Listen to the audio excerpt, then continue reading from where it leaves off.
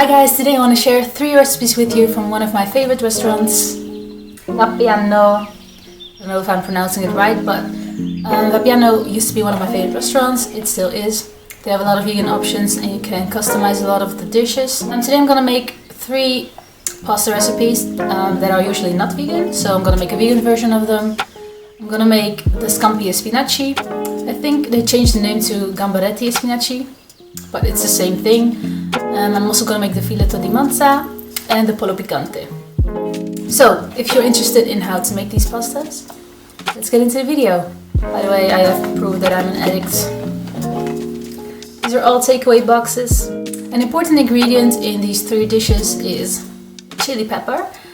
This is optional, so you can add this depending on how hot you like your food. It's totally up to you. I only added a few pieces of this to the 3rd recipe, but you can add some to all of them. Just add them together with the garlic.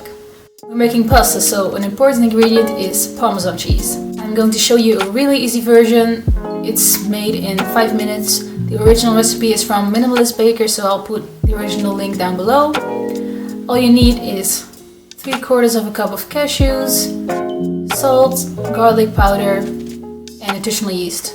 You just pulse it together till it has this crumbly consistency, and that's it. We are going to use this in all 3 recipes. You can make this, but if you don't have cashews or you have a nut allergy, you can use other nuts. You can replace it with walnuts or pine nuts. Also, you can just leave it out completely and only add additional yeast for the cheesy flavor. That will work just as well.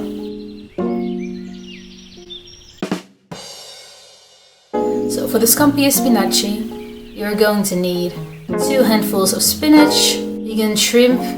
I'm using 3 large ones and I slice them in half to have 6 pieces because they're pretty big, but you can also add 6 if you want. About 1.5 cups of pasta. They actually use cherry tomatoes, but I use a regular tomato because that's what I had on hand. You're gonna need some onion, garlic, vegan cream, nutritional yeast, pesto. You can get store ones that don't contain cheese, but if you can't find it, you can make your own. I'll put the recipe down below. Start by adding about 1 tablespoon of olive oil to the pan and add the shrimp. Just bake them for a little while. We'll add the onions and the garlic. Season this with a little bit of salt and pepper. Just stir this around for a while until the onions become translucent. Then add 2 tablespoons of pesto.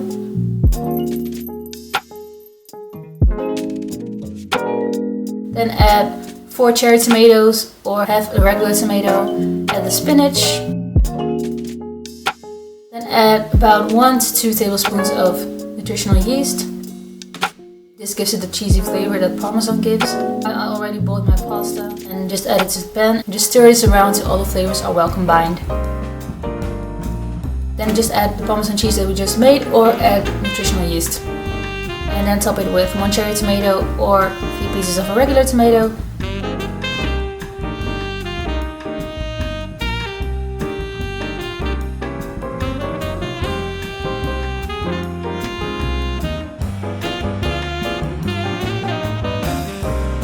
The rest of the family also wanted some of this pasta, so I just made a big batch. The second recipe is Filetto Di Manzo. So to replace the beef that's usually in this recipe, I used the beefless burger from Gardein. If you don't have this burger, don't worry, you can use any other vegan burger. You can also use vegan beef, it also exists.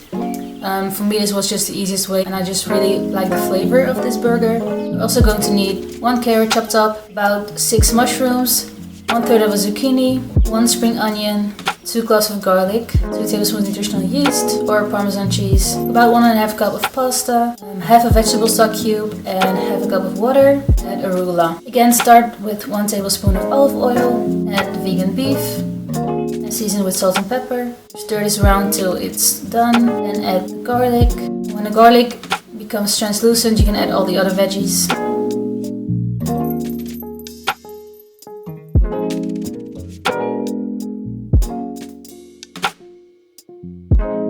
This is where I forgot a step, or actually I did step afterwards. When the veggies are almost done, You're gonna add a splash of white wine till it dissolves completely. And then you're gonna add your vegetable stock. I switched it around. I added the vegetable stock first and then the wine. I don't know how much difference it makes, but I just want to show you how it's done at Vapiano. Bring this to a boil, and that's basically it. This one is also really easy. I say that every time, but I don't like really difficult recipes. You can cut up the vegetables the day before to make it even easier. Then add a layer of arugula and top it with a homemade Parmesan or nutritional yeast.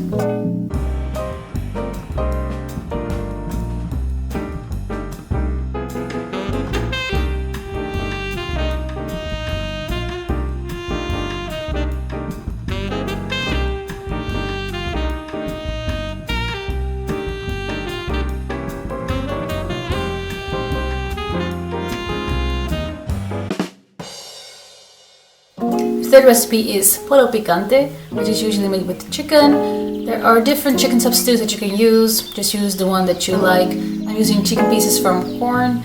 Those are my favorites so far, but feel free to use any other substitute. So for this recipe you're going to need about 1.5 cups of pasta, 6 pieces of vegan chicken substitute, half an onion, half a red bell pepper and a yellow bell pepper, 2 cloves of garlic, 1 piece of paksoi, 1 orange, and chili sauce.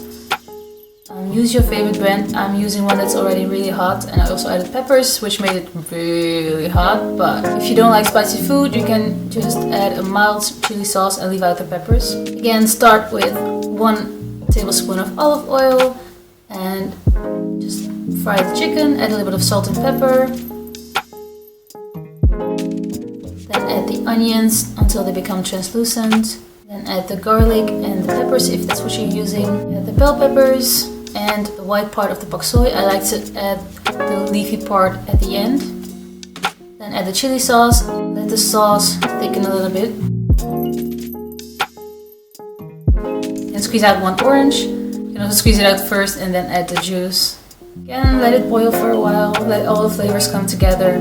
Then add the pasta and add the leafy part of the paksoi.